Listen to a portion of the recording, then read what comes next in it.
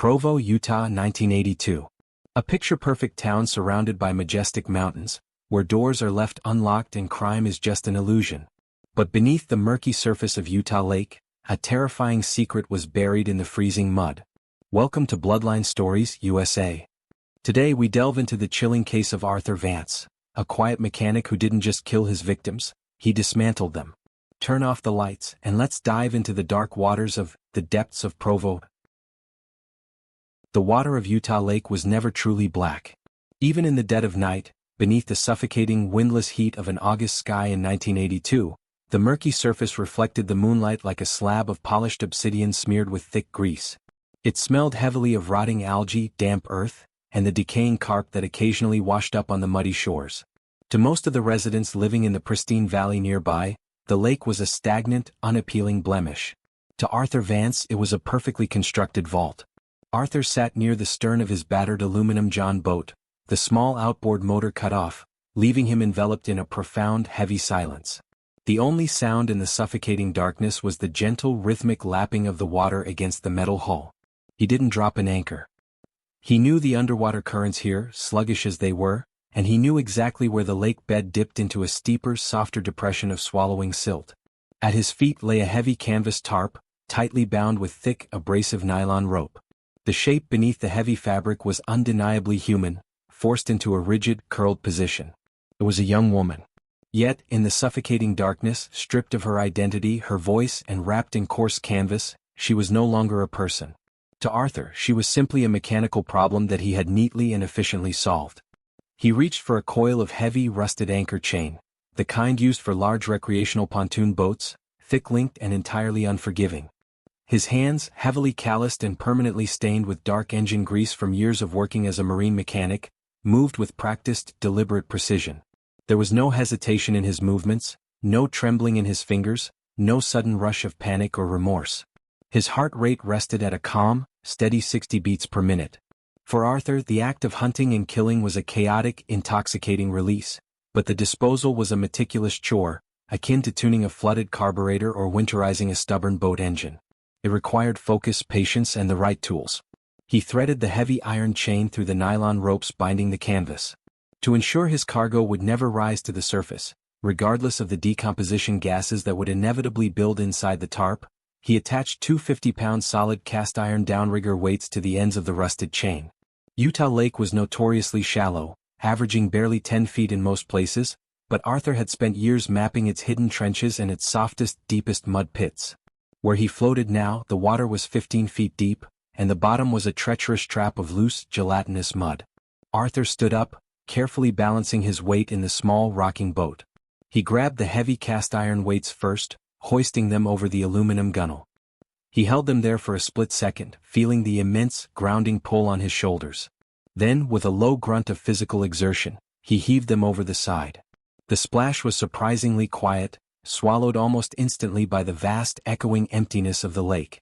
The heavy weights plummeted, pulling the rusted chain violently tight.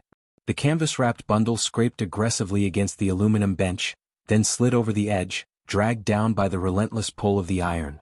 The dark water parted with a sickening gloop, swallowing the tarp in a frothing swirl of pale bubbles and disturbed, glowing algae. Arthur leaned over the edge, resting his hands on the cold metal, watching as the pale shape descended into the absolute darkness. He waited patiently until the last bubble breached the surface, popping softly in the stagnant summer air. Down below, the heavy weights would drag the body deep into the thick mud. In a matter of days, the shifting underwater silt would cover it completely, entombing it in an oxygen-deprived grave where absolutely nothing could disturb it. He sat back down on the hard metal bench and wiped a single bead of sweat from his forehead with the back of his hand. He pulled the starter cord on the small outboard motor. It sputtered to life with a low, reassuring hum that vibrated through his boots. Pointing the bow toward the distant, faint yellow lights of the marina, Arthur Vance steered his boat through the dark, leaving no wake behind him. By the time the sun began to peek over the jagged, majestic peaks of the Wasatch Range, the night's darkness was thoroughly banished. The morning light hit the rocky face of Mount Timpanogos, painting the towering stone in brilliant, optimistic shades of gold and pale pink. The town of Provo, Utah, awoke to another perfect, predictable summer day. Provo in the early 1980s was a sanctuary. Nestled securely in a picturesque valley and anchored by the sprawling, conservative campus of Brigham Young University, it was a deeply religious community where neighbors knew each other by their first names, and front doors were routinely left unlocked, even at night. It was a place entirely defined by its overwhelming sense of safety, a town where crime meant a stolen bicycle left on a lawn, or local teenagers loitering too late after curfew. The morning air smelled aggressively of freshly cut green grass, blooming lilacs, and the clean, cool mountain breeze rolling down from the canyon walls. As the clock struck 7, the wide, clean streets began to hum with innocent, wholesome life. Sprinklers hissed to life on perfectly manicured lawns, throwing oscillating arcs of glittering water into the warming air. Paperboys on heavy Schwinn bicycles tossed rolled-up copies of the Daily Herald onto concrete porches with practiced aim. Fathers in crisp, short-sleeved button-down shirts backed their station wagons out of driveways, heading to honest jobs, while mothers corralled children for summer school programs or local church activities. At the busy local diner on Center Street, the brass bell above the glass door chimed constantly. Waitresses in pressed uniforms poured steaming black coffee into thick ceramic mugs, chatting cheerfully with regulars about the upcoming high school football season and the unusually dry heat wave baking the valley floor. The world felt profoundly, structurally secure. The very notion that a monster could walk among them, buying black coffee at the diner, smiling politely at the teenage checkout girl in the grocery store, breathing the exact same crisp mountain air, was utterly inconceivable to the people of Provo. Arthur Vance parked his faded, rust-spotted 1978 Ford F-150 outside his modest, single-story house on the quiet outskirts of town. He walked up the cracked concrete driveway, offering a polite, subdued wave to Mrs. Gable across the street, who was already busy watering her hanging petunias. She smiled warmly back at him, seeing only the quiet, hard-working mechanic who kept to himself and bothered no one. She didn't see the fresh traces of dark mud caked onto the soles of his heavy work boots, nor did she catch the faint, sickly scent of rotting algae clinging stubbornly to his denim jacket. He stepped inside his silent house, turned the deadbolt, and walked straight down the narrow hallway to the bathroom to scrub the dark grease and the foul lake water from his hands. Outside his window, the town of Provo bathed in the warm, blinding sunlight, blissfully unaware of the dark, silent secret that lay buried in the cold, muddy depths just a few miles away.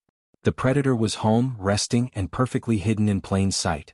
The Utah Lake State Park Marina smelled perpetually of stale sunblock, baked fiberglass, and the sharp, iridescent sheen of spilled gasoline. In the blistering heat of August 1982, the wooden docks warped and groaned under the relentless sun, and the air hummed with the incessant buzzing of horseflies.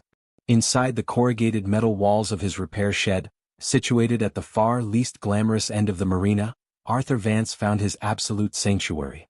The air in the shed was suffocatingly hot, thick with the heavy, masculine odors of WD-40 marine grease and old sawdust, but Arthur never seemed to sweat.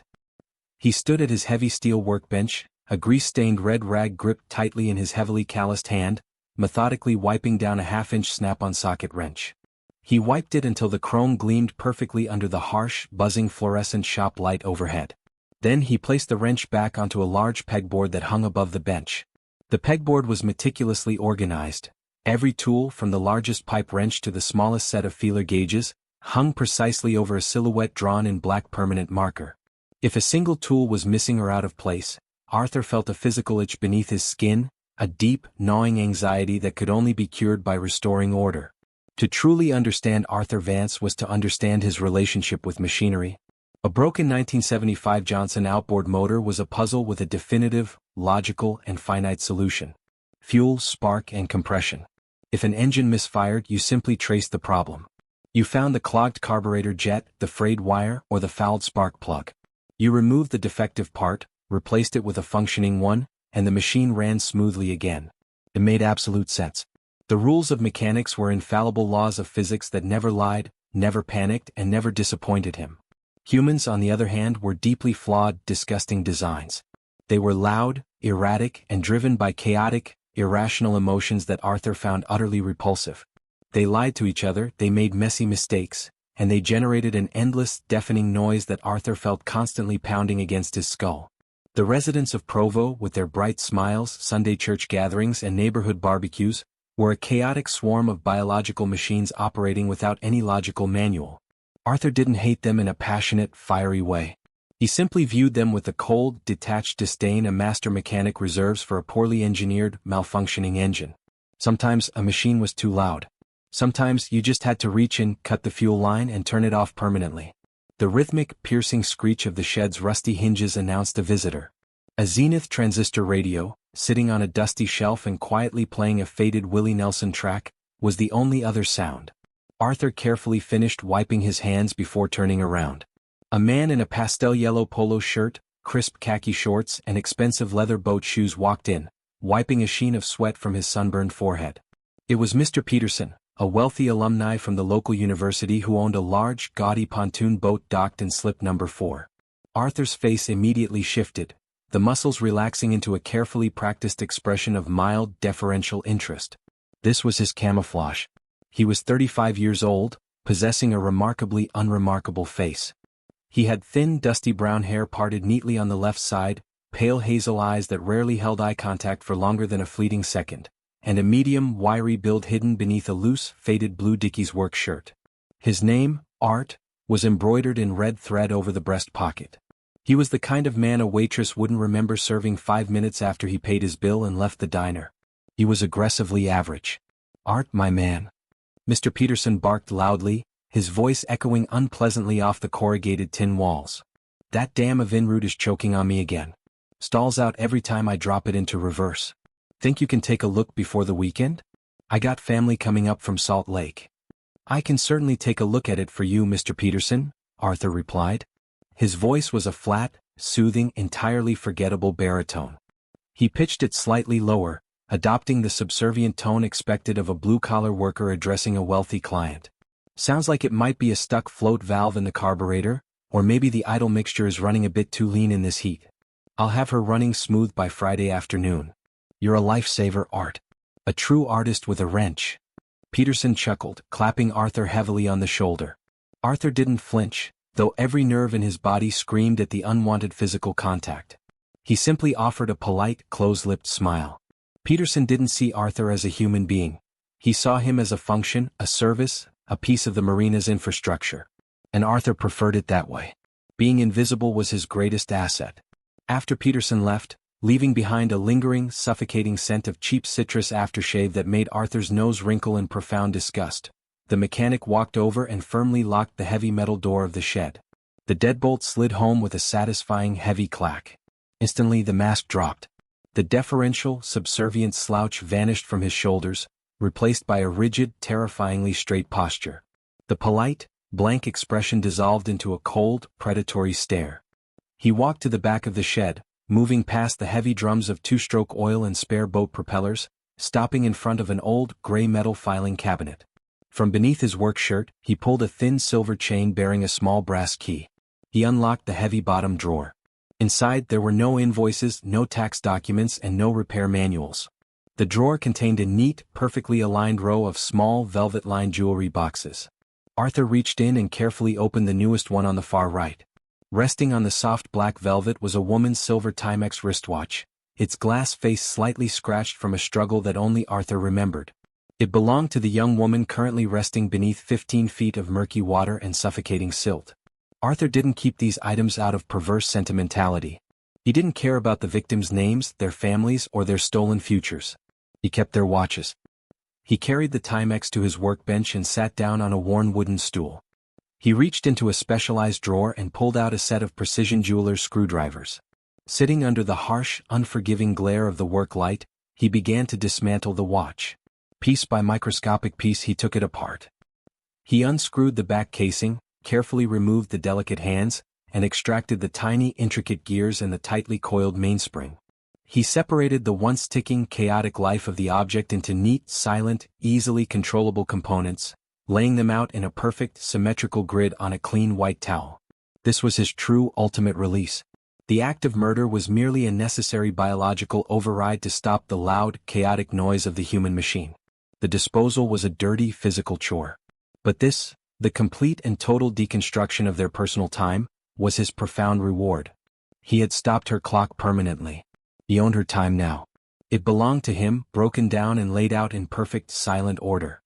As the late afternoon sun began to dip toward the jagged horizon, casting long, dark, reaching shadows across the shimmering waters of Utah Lake. Arthur Vance smiled. It was a thin, bloodless smile that didn't reach his eyes. He carefully swept the dismantled gears of the Timex into a small, clear glass jar, screwed the metal lid on tightly, and placed it back into the filing cabinet drawer alongside the others. Everything was perfectly, logically in its place. The world was quiet again. The transition from a quiet, solitary mechanic to a methodical killer did not happen in a sudden flash of blinding rage. For Arthur Vance, it was a slow, logical progression, much like diagnosing a failing transmission that finally slips entirely out of gear. The deafening noise of humanity had been building up in his skull for years, an irritating, persistent hum. 2 weeks before the dark night on Utah Lake, that hum had finally reached an unbearable, critical pitch. It was late July, and the heat wave baking the Provo Valley was historically brutal. The asphalt on the secondary access roads leading toward the state park radiated a shimmering, suffocating mirage that distorted the horizon. At 7 o'clock in the evening, the sun was still a punishing, angry eye glaring over the western desert. Arthur was driving his faded 1978 Ford F-150 back toward the marina to pick up a specialized socket set he had left behind. He was driving exactly 2 miles under the speed limit, the windows rolled down to let the hot, dry air circulate through the cab. The radio was off. He was enjoying the rhythmic, predictable rumble of his V8 engine when he saw the chaotic malfunction on the side of the road. It was a faded yellow 1974 Ford Pinto, pulled haphazardly onto the dusty shoulder of the 2-lane road. The hood was propped open, and a thick, violent plume of white steam was hissing furiously into the evening air, smelling sharply of sweet, boiling ethylene glycol antifreeze. Standing helplessly beside the crippled machine was a young woman in her early 20s. She wore denim cutoffs and a white cotton blouse, her hands resting on her hips in a posture of complete, vulnerable frustration. In 1982, a broken-down car on an isolated road was a genuine crisis. There were no cellular phones tucked into pockets, no emergency roadside assistance buttons on the dashboard. You either walked miles in the unforgiving heat to find a solitary payphone, or you relied entirely on the unpredictable kindness of passing strangers. Arthur eased his heavy truck onto the gravel, the tires crunching loudly. He put the transmission in park and stepped out. He didn't approach her with the aggressive swagger of a predator. He approached with the slow, deliberate, non-threatening posture of a man entirely comfortable around broken things. He was wearing his blue Dickies work shirt, the name Art stitched cleanly over the pocket. "Looks like she's running a little hot," Arthur said, his voice flat, calm, and utterly devoid of menace. The young woman turned, startled at first, but her shoulders visibly relaxed when she saw the work shirt and the heavy grease stains on his worn jeans. He looked exactly like the kind of man you prayed would stop when your radiator blew. "It just started smoking out of nowhere," she said, wiping a strand of sweaty blonde hair from her forehead. "I was just heading down to the lake to meet some friends for a bonfire. I think the temperature gauge is broken." Arthur walked past her without making eye contact. He peered into the engine bay, expertly navigating the cloud of scalding steam. "Blown upper radiator hose," he diagnosed instantly, pointing a calloused finger at a jagged tear in the thick black rubber. "Coolant's completely gone. You start this engine again, you'll warp the cylinder head and crack the block. She's dead in the water." The girl groaned, checking the silver Timex watch on her left wrist. "Oh great.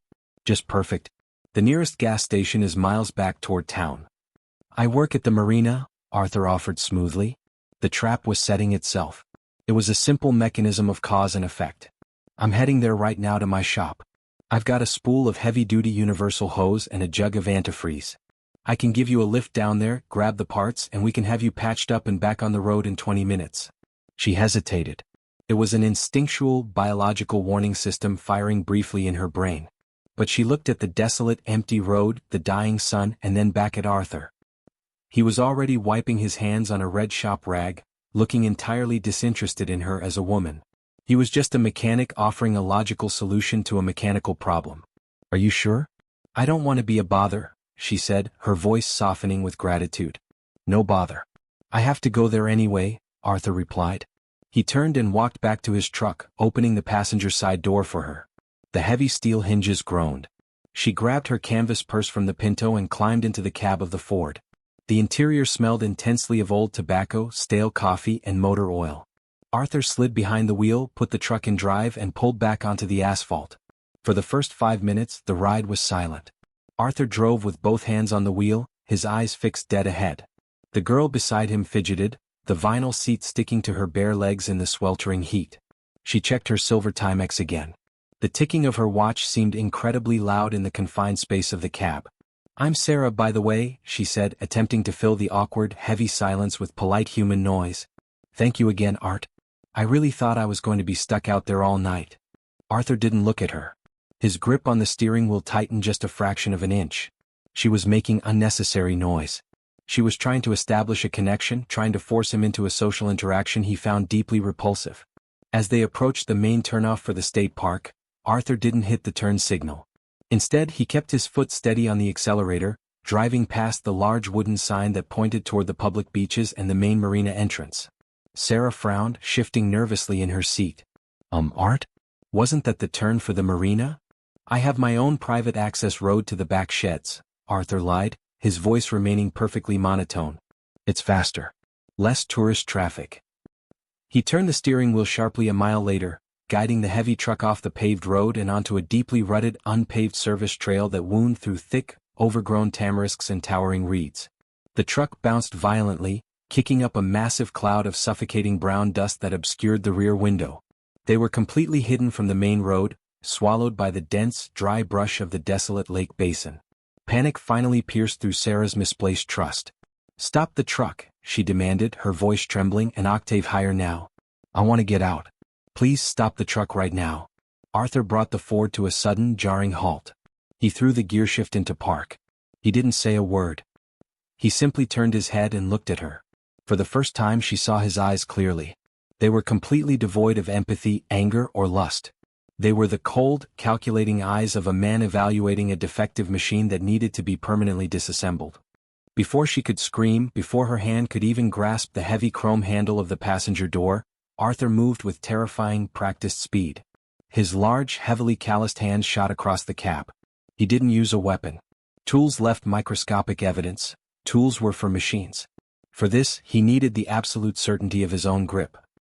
He seized her throat, his thumbs pressing inward with devastating mechanical force, instantly crushing her windpipe and cutting off her scream before it could escape her lips. She thrashed wildly, her fingernails tearing desperately at his forearms, but Arthur felt absolutely nothing. He didn't see a terrified young woman fighting for her life.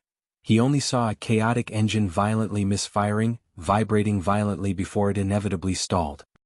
He held his grip perfectly steady, his heart rate barely elevating, applying constant logical pressure until the frantic thrashing slowed, then twitched and finally ceased entirely. When the cab was completely silent again, Arthur released his grip. The sudden quiet was immensely satisfying. He reached over, unclasped the silver Timex from her limp wrist, and slipped it into his pocket.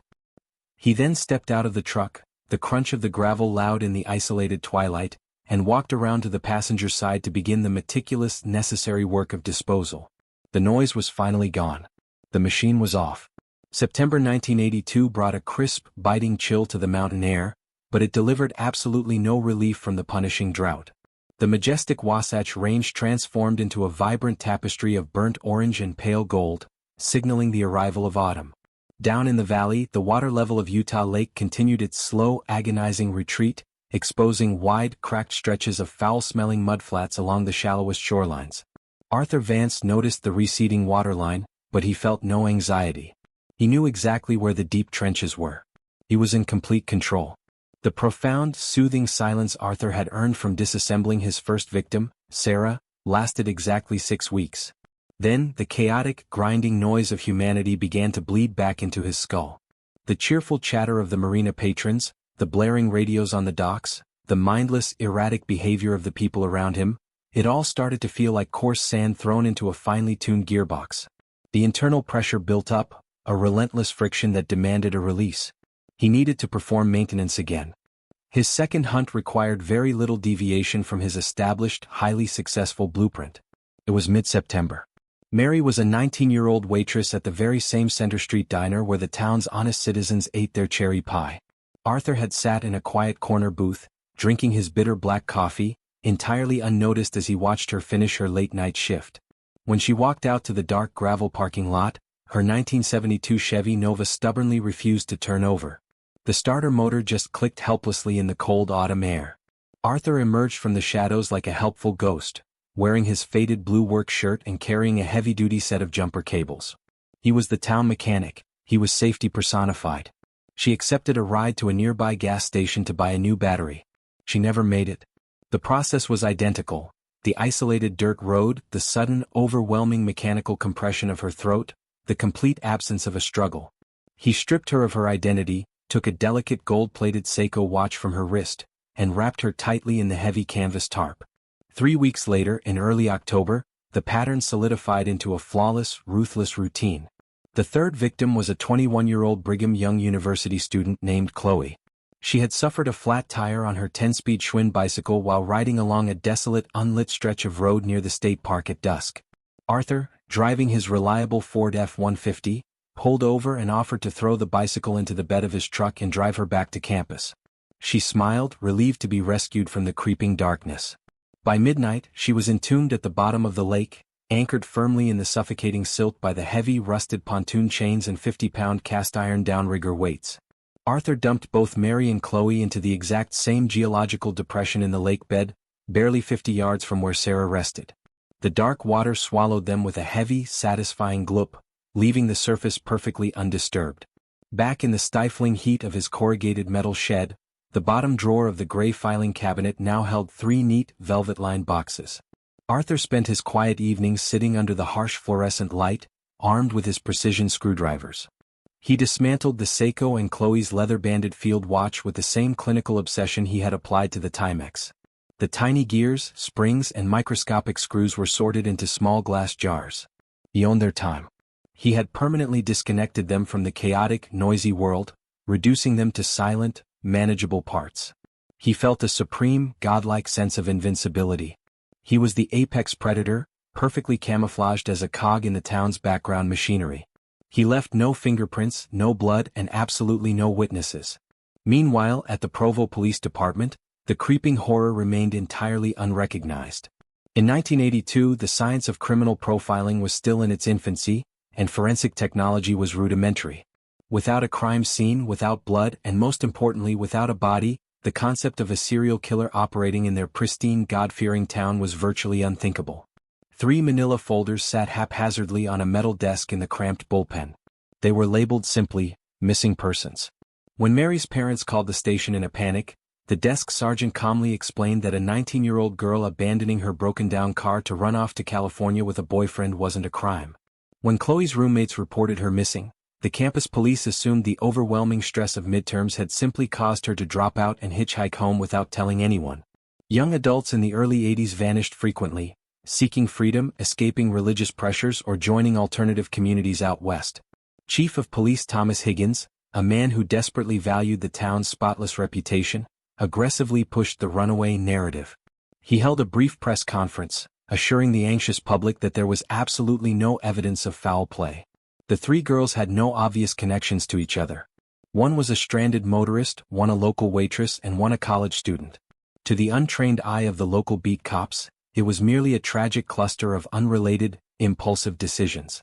Arthur Vance watched the chief's press conference on a small, grainy black-and-white television in the Marina office.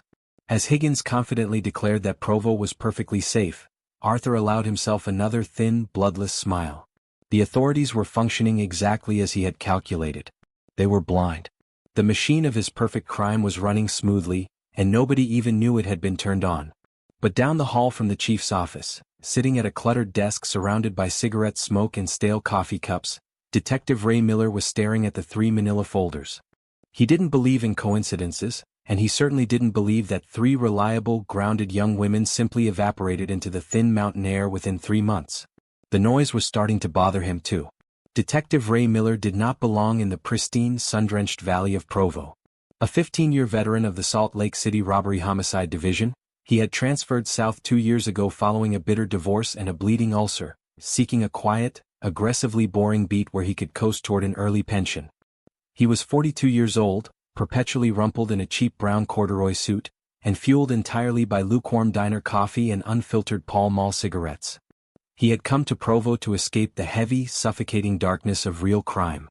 But as he sat at his battered metal desk on a Tuesday afternoon in late October, staring at 3 manila folders, He realized the darkness had simply followed him down Interstate 15. The bullpen of the Provo Police Department was a chaotic symphony of 1982 bureaucracy. IBM Selectric typewriters clattered aggressively, heavy rotary phones rang with sharp, metallic trills, and the air was a thick blue haze of cigarette smoke. Yet Miller heard none of it. His focus was entirely consumed by the 8x10 black and white glossy photographs of Sarah, Mary, and Chloe. An hour earlier, Mary's mother, Mrs. Higgins, no relation to the chief, had sat in the uncomfortable wooden chair opposite Miller's desk. She had wept into a crumpled tissue, her hands shaking violently. "She didn't run away, detective," the woman had pleaded, her voice breaking. "Mary left her uncashed paycheck on her dresser. Her toothbrush is still in the holder. Her winter coat is still in the closet. You don't run away to California in October without your money or your coat." Mrs. Higgins was absolutely right. Runaways packed bags. Runaways emptied their meager savings accounts at the local savings and loan. Runaways didn't leave a 1972 Chevy Nova locked in a diner parking lot with a dead battery. Miller grabbed a red felt tip marker and a large folding map of Utah County. He pinned the heavy paper to the corkboard behind his desk, clearing away old notices and union memos. He began to aggressively mark the geography of the vanished girls. A red X went on the desolate stretch of county road where a state trooper had found Sarah's abandoned, overheated Ford Pinto. Another X marked the Center Street diner where Mary was last seen clocking out of her shift. A third X was placed on the dark, winding asphalt path where Chloe had been riding her 10-speed bicycle before she evaporated into the cold mountain air. Miller stepped back, taking a long, slow drag from his Pall Mall. The ash glowed bright orange. The three red marks formed a loose, jagged triangle on the western edge of the city. There was a geographic anchor to these disappearances, a hunting ground. They were all plucked from transit, moving from one safe zone to another, caught in a moment of vulnerability. He grabbed the three folders and marched heavily across the scuffed linoleum floor, pushing open the heavy glass door to Chief Thomas Higgins' office without knocking. Higgins was a politician in a tailored uniform. He cared deeply about the university boosters, the town council, and the flawless, God-fearing reputation of his city. He looked up from a stack of budget reports, his jaw tightening immediately at the sight of Miller's cigarette and the grim expression on the detective's deeply lined face. "Ray, I've told you about knocking," Higgins sighed, leaning back in his leather chair. "And put that damn cigarette out." "What is it?" Miller didn't extinguish the cigarette. He dropped the three manila folders onto the chief's pristine mahogany desk with a loud, heavy smack. "I want to change the classification on these three," Miller said, his voice a low, gravelly rumble. "I want them pulled from missing persons. I'm opening a formal 187 investigation. Suspected homicide. Serial." Higgins stared at the folders as if they were venomous snakes. The color drained slightly from his sunburned face. "Are you out of your mind, Ray? Serial homicide? In Provo? You don't have a single drop of blood. You don't have a ransom note. You don't have a body. You have three flaky girls who got tired of the church curfews and caught a bus to Los Angeles. That's what the campus police think, and that's what we are putting in the weekly press release." "Sarah's Pinto had a blown radiator hose," Miller countered, leaning over the desk, planting his heavy knuckles on the wood. "Mary's car had a dead battery. Both cars were disabled. Chloe was riding a bike alone at night. Someone is hunting them, Tom. Someone is cruising the roads, finding stranded women, and making them disappear. Mary left a $200 paycheck sitting on her vanity. I checked NCIC this morning. None of their social security numbers have been used for employment anywhere in the country. They aren't in LA. They're dead." "That is a massive, reckless leap of logic, detective," Higgins snapped, his voice rising in anger. "If you start a panic in this town, if you go to the Daily Herald and tell them we have a maniac snatching women off the streets, the mayor will have my badge and I will personally have yours." "I don't care about the mayor and I don't care about the town's reputation," Miller growled, refusing to back down. "I care about the fact that if we keep treating this like a runaway teenage summer camp, a fourth girl is going to vanish. I need resources. I need overtime approved. I want to pull the duty rosters for every tow truck driver, mechanic and highway patrolman operating on the west side of the valley." Higgins glared at Miller for a long, suffocating minute. The silence in the office was heavy, broken only by the distant clatter of typewriters from the bullpen. Finally, Higgins exhaled sharply, rubbing his temples. "You get no press conference, Ray. No public announcements about a serial killer. You keep this strictly under the radar. I will authorize the status change to suspected foul play, and I'll give you limited overtime. But if you don't find something concrete, a body, a witness, a crime scene within 30 days, I am burying these files back in missing persons, and I'm transferring you to traffic duty. Understood, Miller said. He snatched the folders back off the desk, turned on his heel and walked out. Back at his desk, Miller sat down and looked up at the corkboard. His eyes traced the jagged triangle of red marks. The western edge of town. Past the interstate. He followed the map further west with his finger, moving past the roads and the neighborhoods, until his finger rested on a large, pale blue patch dominating the map. Utah Lake. Miller took another drag of his cigarette. He didn't know it yet, but he was finally looking in the right direction. Beneath the murky, dark waters, Arthur Vance's mechanical graveyard was waiting patiently to be discovered.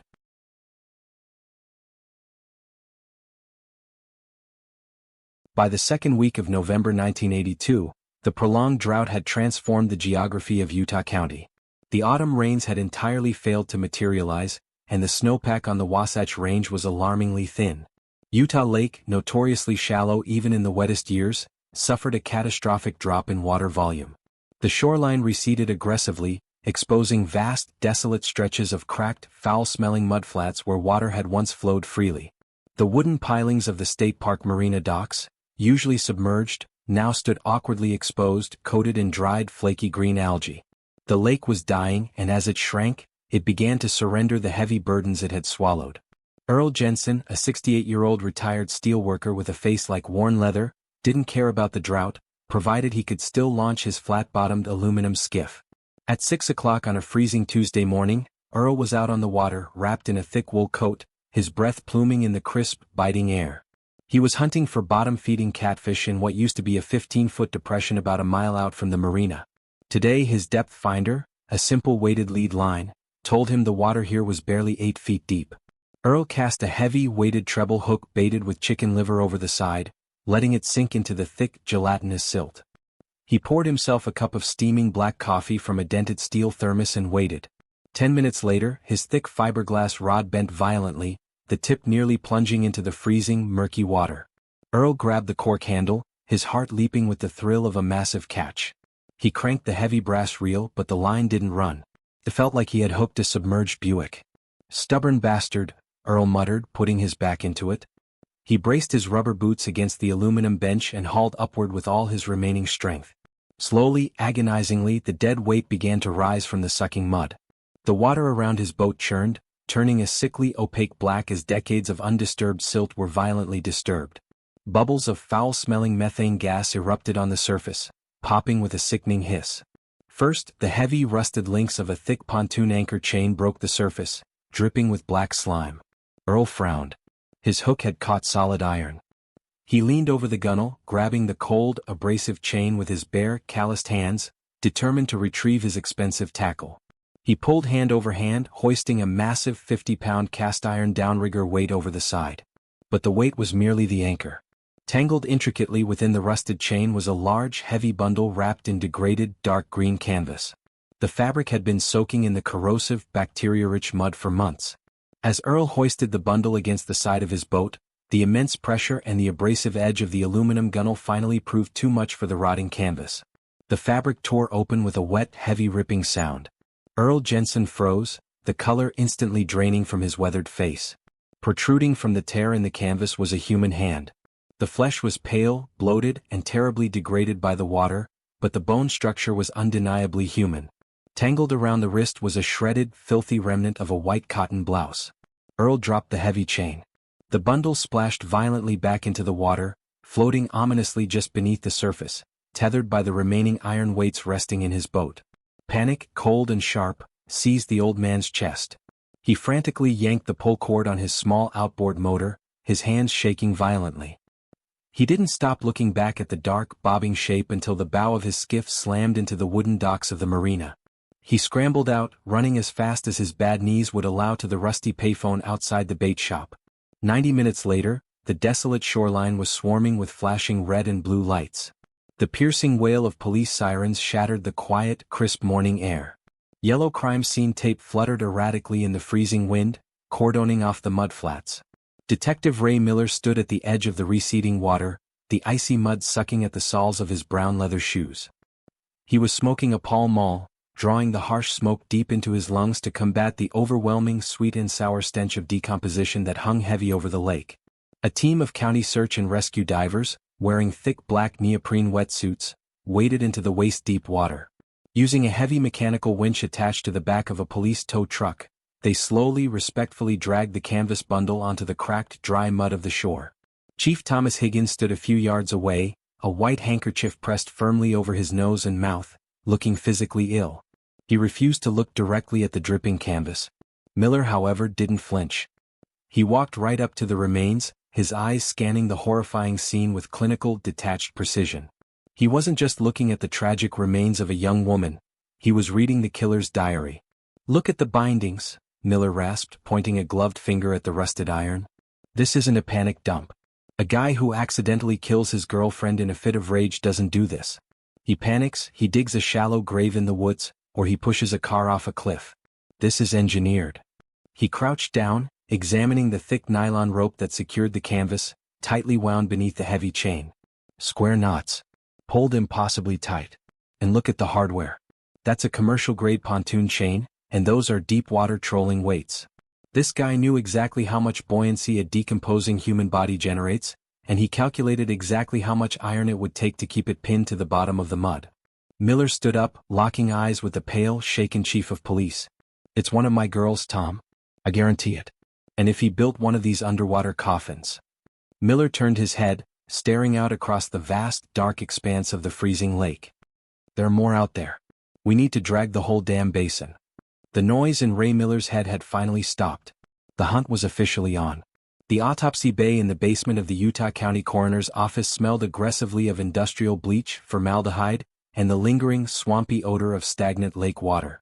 On a gleaming stainless steel table, washed clean of the suffocating silt, lay the twisted, rusted hardware that had kept Sarah pinned to the bottom of Utah Lake for 3 months. It looked ugly and brutal under the harsh, buzzing fluorescent lights. Detective Ray Miller stood over the table, a cold cup of black coffee resting in his hand. He had spent the entire night watching the medical examiner work. Dental records, pulled from a frantic orthodontist in Orem, had positively identified the remains as the 22-year-old girl with the broken-down Ford Pinto. The coroner had also confirmed Miller's darkest theory: the hyoid bone in her throat was completely shattered. It wasn't an accidental drowning. It was a precise, crushing manual strangulation. The killer was terrifyingly strong and completely methodical. But Miller wasn't looking at the autopsy report anymore. His bloodshot eyes were fixed entirely on the hardware. 20 feet of 3/4-inch galvanized steel pontoon chain, Miller muttered to himself, setting his coffee down. He picked up a pencil and used the eraser end to tap the massive, cannonball-like object sitting beside the chain. And 2 50-pound cast-iron downrigger weights. Solid iron. No brand name stamped on the sides. Completely generic. In 1982, there were no centralized computer databases to track retail purchases, no barcode scanners, and certainly no credit card trails for cash transactions. A detective had to rely on the yellow pages, rotary phones, and wearing out the soles of his shoes. Miller spent the next 48 hours driving his unmarked, beige Plymouth Belvedere back and forth across the valley. He visited every marine supply store, bait shop, and sporting goods retailer from Lehigh down to Payson. He flipped through heavy, dust-covered ledgers and scrutinized faded carbon copies of sales receipts. He learned a great deal about boating hardware. He learned that 50-pound downrigger weights were highly specialized. Casual weekend fishermen looking to catch trout didn't use them.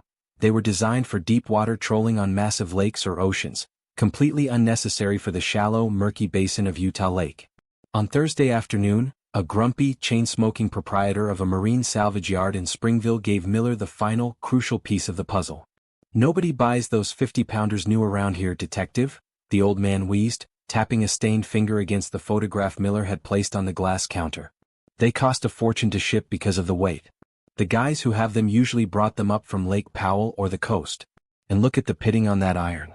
That chain is heavily oxidized. It wasn't bought at a hardware store last week. That's scrap. Someone pulled that out of a junk pile."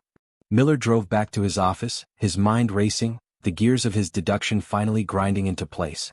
The killer didn't go out and buy a murder kit. He used what was invisible to him. He used what he handled every single day. The killer had unrestricted access to heavy marine scrap. He knew how to tie complex maritime knots, and he understood the precise buoyancy of a human body in fresh water. The geographic profile, the missing girl's abandoned vehicles, and the rusted iron all pointed to one hyperspecific demographic. By Friday morning, a heavy gray overcast had swallowed the Provo Valley, threatening the first real snow of the season. The wind coming off Utah Lake was bitter and sharp. Miller parked his Plymouth in the gravel lot of the Utah Lake State Park Marina. The place was virtually deserted, a ghost town of winterized pontoon boats wrapped in tight blue tarps and empty, warped wooden docks. Miller zipped his cheap corduroy coat up to his chin and walked into the cramped, wood-paneled harbormaster's office. He flashed his gold shield at the marina manager, a nervous, balding man named Gary. "I need a complete list of every employee who has worked here in the last 2 years," Miller demanded, his voice a low, gravelly rumble. "Mechanics, dockhands, night watchmen. Full names, addresses, and time cards. And I need to see where you keep your scrap metal and discarded hardware." Gary nervously wiped his sweating palms on his khaki slacks and pointed out the window toward a row of corrugated metal sheds at the far end of the marina. "The maintenance guys keep the scrap bin behind shed number 3. "Oh, I'll get those employee files for you right away, detective." Miller left the office and walked down the creaking wooden boardwalk toward the sheds. The wind howled through the aluminum masts of the docked sailboats, creating a high-pitched, eerie whistle. As he approached shed number 3, he saw a man standing outside in the freezing cold, calmly wiping down a greasy outboard propeller with a red shop rag. It was Arthur Vance. Arthur wore his heavy denim jacket over his blue Dickies work shirt. His face was a completely blank canvas, showing no reaction to the bitter cold or the approaching detective. Internally, however, Arthur's perfectly ordered world felt a sudden, sharp tremor. The chaotic, deafening noise of the outside world had just walked directly into his sanctuary. "Morning," Miller said, stopping a few feet away. His sharp eyes immediately scanned Arthur's heavily calloused hands, noting the ingrained black grease and the thick, powerful forearms. "You the mechanic here?" "I am," Arthur replied. His voice was perfectly flat, entirely devoid of inflection or anxiety. He didn't stop wiping the propeller. He maintained his camouflage of subservience. "Art Vance. Can I help you with something?" "Detective Ray Miller, Provo PD," Miller said, casually looking past Arthur to the large rusted steel drum sitting behind the shed. The drum was overflowing with twisted metal cables, broken engine blocks, and heavily oxidized pontoon chains. Exactly like the one sitting on the autopsy table. "Just doing some routine follow-ups. You work nights here often, Art?" "Sometimes," Arthur said, finally looking up. He met the detective's eyes for exactly 1 second before looking back at his work. "Whenever an engine needs fixing. It's quiet." "Yeah," Miller grunted, pulling a crumpled pack of Pall Malls from his pocket. He lit a cigarette, shielding the flame from the wind. He stared at the scrap bin, then back at Arthur. "I bet it is. I'll be needing a copy of your work schedule for the summer, Art. Talk to Gary in the office. Have a good day." Miller turned and walked away, his heavy footsteps echoing on the wood. He didn't have enough to arrest the mechanic. He didn't even have a solid circumstantial case yet. But as Miller walked back to his car, a primal instinct in his gut, honed by 15 years of hunting violent men, screamed at him. Back at the shed, Arthur Vance watched the unmarked police car drive away. His heart rate, normally a steady 60 beats per minute, ticked up to 70. He walked into his shed, firmly locked the heavy metal door, and stared at the bottom drawer of his gray filing cabinet. The police were no longer looking for runaways. The machine was being threatened. And when a machine was threatened, Arthur knew, it required aggressive, immediate recalibration. The first snow of the season finally fell over Provo in late November, blanketing the valley in a suffocating layer of pristine, blinding white. For the residents, it was a beautiful, festive transition into the holidays. For Arthur Vance, it was a terrifying disruption of his perfectly ordered world. Detective Miller's brief, heavy presence at the marina had acted like a vicious steel crowbar shoved directly into the delicate gears of Arthur's mind. The deafening, chaotic noise of humanity, which he usually managed with cold logic, was now a constant, shrieking siren inside his skull. He couldn't sleep. He couldn't eat. He stared at the velvet-lined boxes in his filing cabinet, but the dismantled watches no longer offered him profound silence. They felt contaminated. He needed to recalibrate his internal machine immediately. He needed a fresh, silent component. He needed to hunt. But his meticulous, calculated patience had severely eroded. Instead of waiting for the perfect isolated opportunity on the desolate county roads, Arthur actively forced the situation. It was a Tuesday evening 2 days before Thanksgiving. The temperature had plummeted to 10 degrees, and a biting wind whipped off the frozen surface of Utah Lake. Arthur drove his faded Ford F-150 slowly through the dimly lit back parking lot of a large Smith's food and drug store on the extreme edge of town. The lot was mostly empty, save for a few cars huddled under the flickering, buzzing sodium vapor street lamps. He spotted her near the heavy metal dumpsters at the far edge of the asphalt. A woman in her late 20s, wearing a heavy wool coat, was violently jiggling a key in the frozen lock of her 1976 Honda Civic. The small car was isolated, cloaked in heavy, dark shadows. Arthur parked his truck a row away, the engine idling with a low, predatory rumble. He stepped out into the freezing wind. He didn't have his usual calm, subservient demeanor. His breathing was shallow and fast. His pulse, normally a flat 60 beats per minute, was racing aggressively. He reached into the deep pocket of his heavy denim jacket, his fingers gripping a specialized tool he had brought from the marina shed, a heavy, custom-ground steel flywheel puller, modified specifically to break loose rusted outboard motors. It was thick, unforgiving, and brutally solid. He approached her quickly, his heavy work boots crunching loudly in the fresh snow. "Frozen solid?" he asked, his voice tighter, much less modulated than usual. The woman, Nancy, spun around, deeply startled. She took a quick, instinctive step back. Unlike Sarah or Chloe, she didn't see a helpful mechanic. She saw a large man emerging from the shadows with a rigid, unnatural posture and eyes that looked entirely empty, yet fiercely intense. The biological warning bells in her brain screamed violently. "It's fine," Nancy said quickly, clutching her leather purse tightly to her chest. "My husband is inside the store. He's coming right out with de-icer." It was a lie, a desperate, transparent defense mechanism. Arthur didn't process the lie. He only registered the noise, the resistance, the malfunction. He lunged forward. The attack was entirely sloppy. Instead of a precise, clean strike to the throat, his heavily calloused hand grabbed the thick collar of her wool coat. Nancy screamed, a piercing, absolute shriek of pure terror that sliced through the freezing night air. She fought back with chaotic, feral desperation, swinging her heavy purse directly into Arthur's face. The solid brass buckle caught him sharply on the cheekbone, tearing the skin. Arthur grunted, stumbling back a half-step. The blinding rage clouded his mechanical precision. He raised his right hand, the heavy steel flywheel puller gripped tightly in his fist, preparing to bring it down against her skull with crushing force. Suddenly, a blinding wash of bright yellow light swept across the snowy asphalt. A heavy commercial snowplow, its large amber lights flashing aggressively, turned the corner of the grocery store, its massive steel blade scraping loudly against the pavement. The driver slammed on the air brakes, the heavy truck hissing loudly, the headlights illuminating Arthur and Nancy perfectly in the frigid darkness. The blinding light instantly shattered Arthur's trance. He was completely exposed. The perfectly hidden cog was suddenly under a massive magnifying glass. Panic, a deeply human and entirely alien emotion to him, flooded his system. He released his tight grip on Nancy's coat, turned, and sprinted heavily toward his idling Ford truck. He threw himself behind the wheel, slammed the heavy transmission into drive, and peeled out of the parking lot, the rear tires spinning violently on the black ice.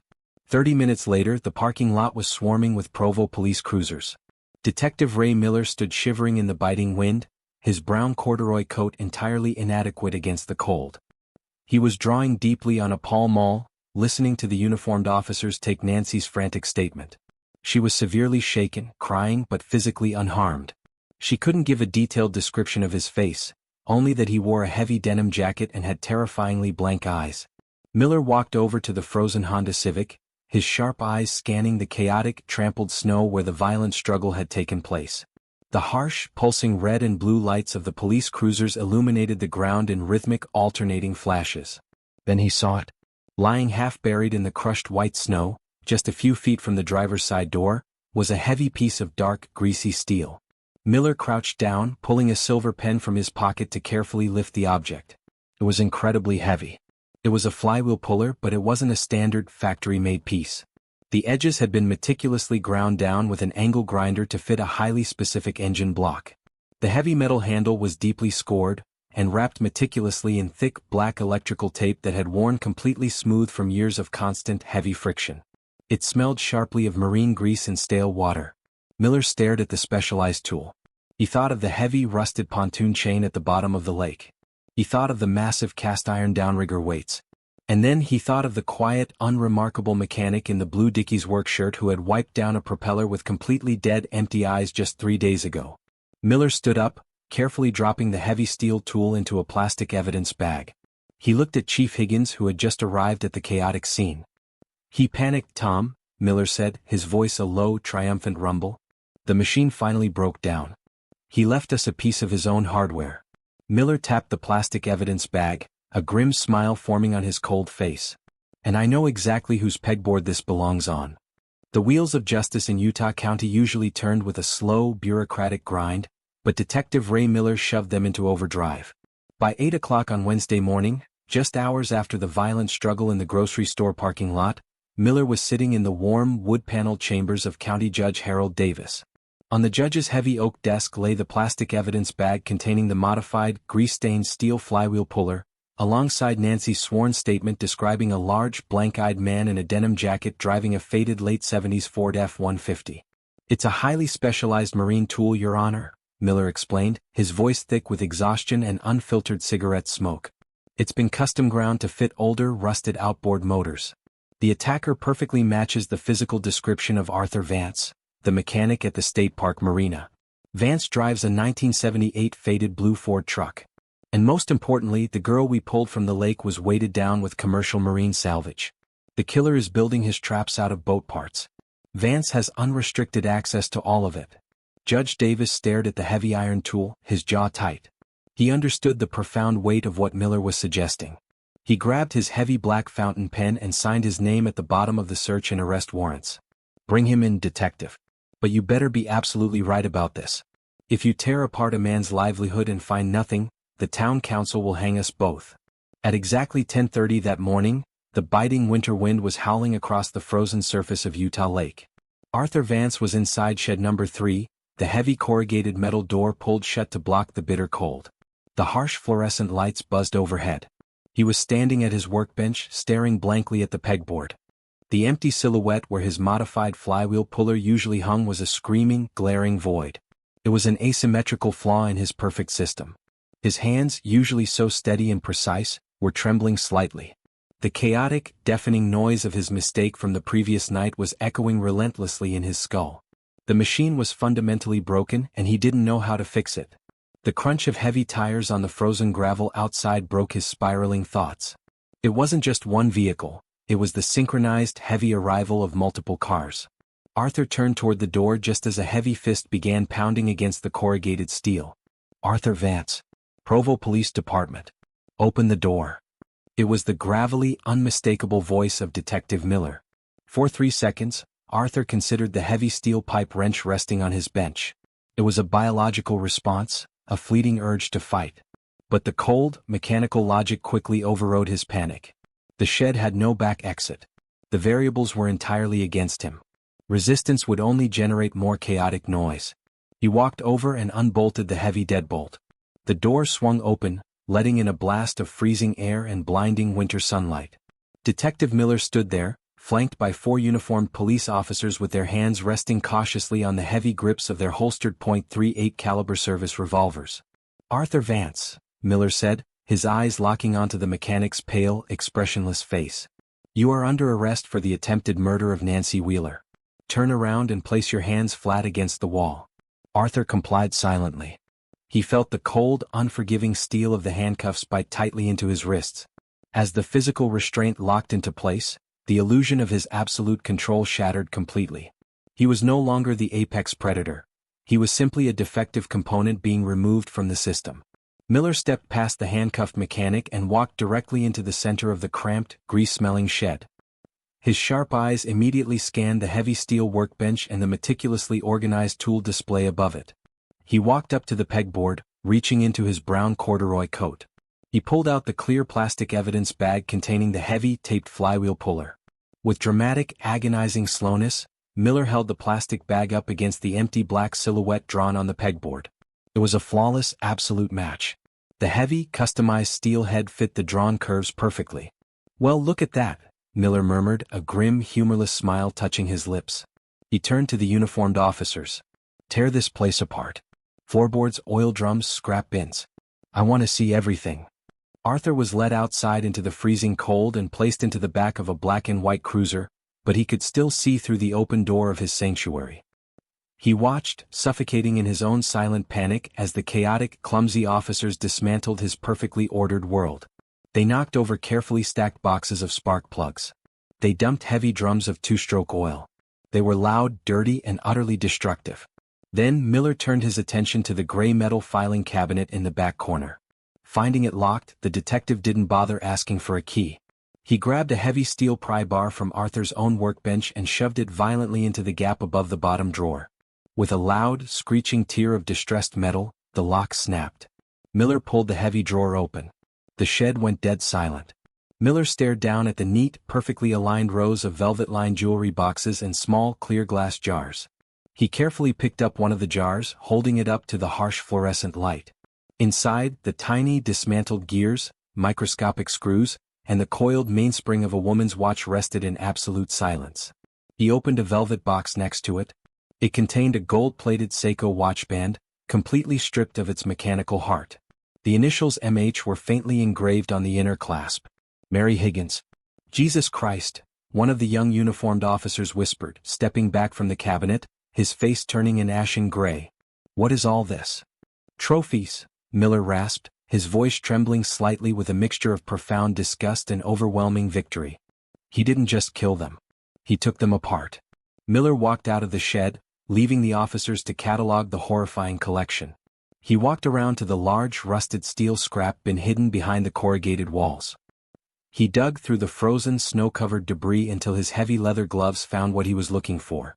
He hauled a massive, heavy spool of 3/4-inch galvanized steel pontoon chain out of the snow, alongside a stack of 50-pound cast-iron downrigger weights.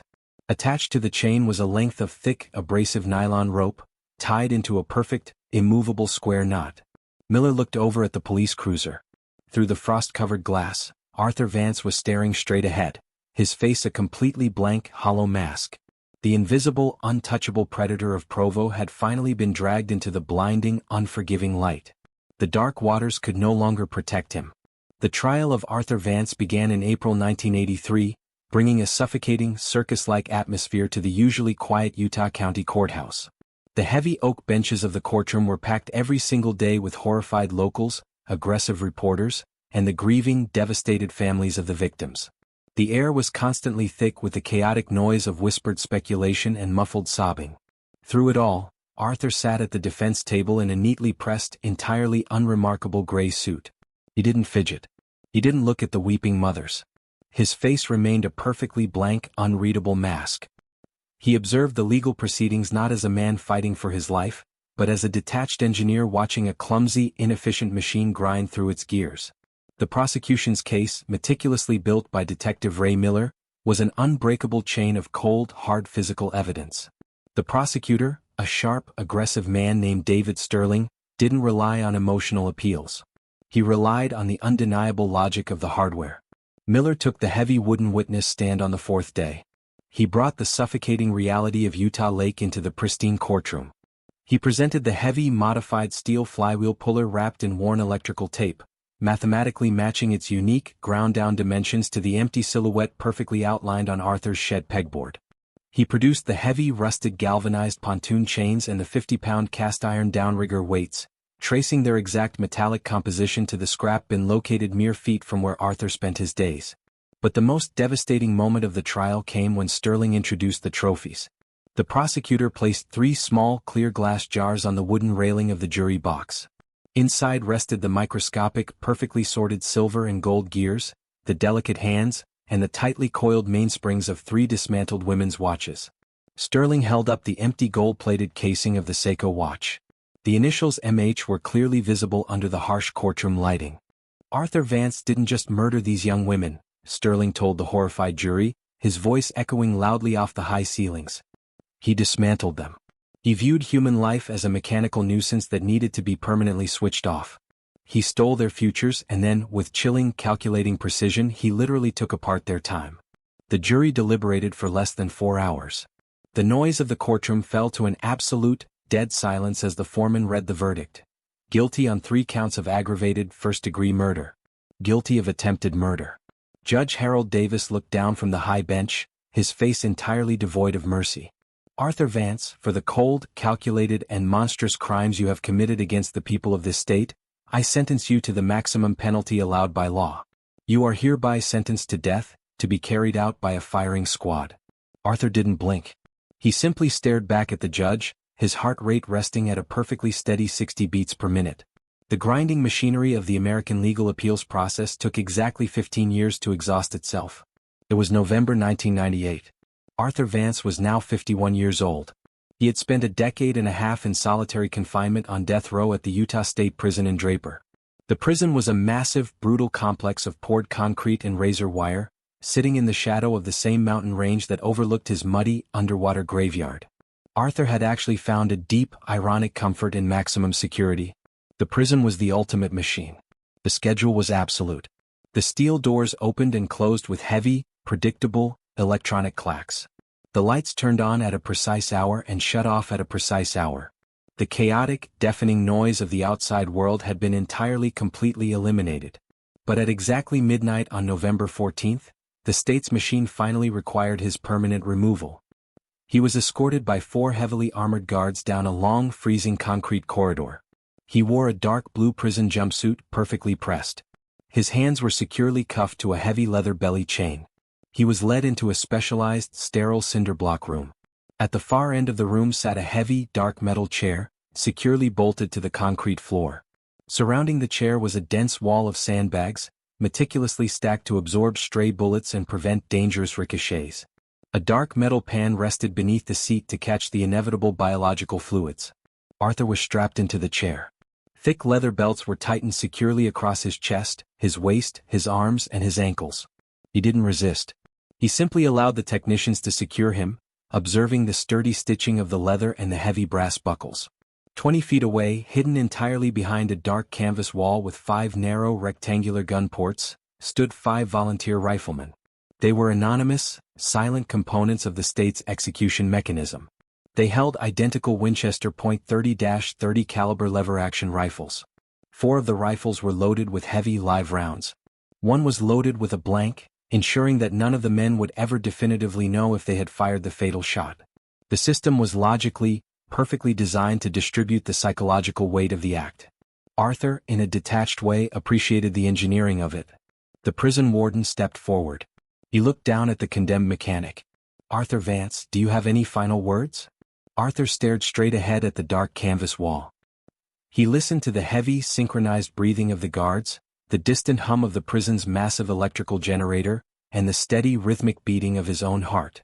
"No," Arthur replied. His voice was flat, calm, and entirely empty. A guard stepped forward and draped a heavy, dark blue fabric hood over Arthur's head, instantly plunging him into absolute, suffocating darkness. Next, a doctor with a stethoscope stepped up. He listened carefully to Arthur's chest, locating the precise, rhythmic beating of the human engine. The doctor pinned a small, circular white cloth target directly over Arthur's heart. The doctor and the guard stepped back, retreating behind a thick line of bulletproof glass. The cinderblock room fell into a heavy, profound silence. From behind the canvas wall, the warden's voice rang out, sharp and final. "Ready." Arthur heard the synchronized, heavy mechanical clack of 5 rifle hammers being pulled back. It was a beautiful, precise sound of perfectly oiled machinery. "Aim." Arthur took one final, slow breath of the sterile, cold air. "Fire." The deafening, unified roar of the 4 Winchester rifles shattered the quiet room. The heavy .30-30 rounds tore through the white cloth target simultaneously with devastating, absolute kinetic energy, instantly destroying the mechanical function of his heart. Arthur Vance's head slumped forward against his chest.